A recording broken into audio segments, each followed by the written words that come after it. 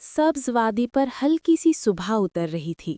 نرم ہوا میں ایسی خوشبو گھلی تھی جیسے علم کا کوئی پیغام فضاؤں میں بکھر رہا ہو۔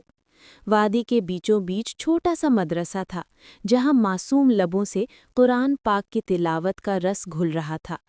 اسی وقت دور سے ایک نورانی شخصیت آہستہ آہستہ وادی کی طرف بڑھتی نظر آئی۔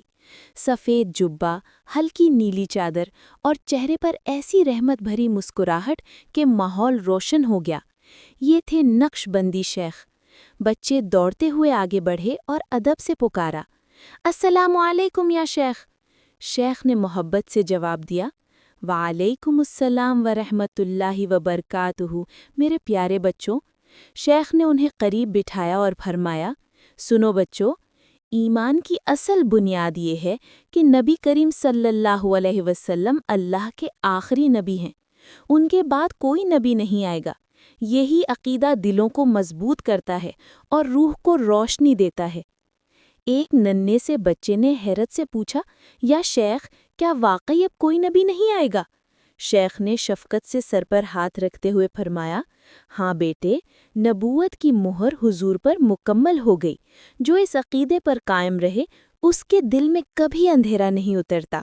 ختم نبوت ایمان کا وہ چراغ ہے جو ہمیشہ جلتا رہتا ہے۔ پھر شیخ نے نرمی سے کہا، اور یاد رکھو، محبت رسول صلی اللہ علیہ وسلم ہی اصل زندگی ہے۔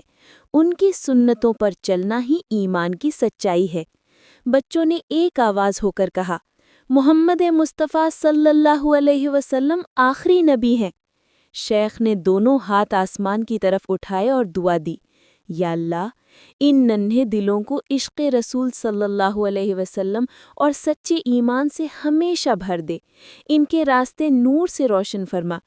دعا کی برکت سے پوری وادی میں عجیب سی روشنی پھیل گئی۔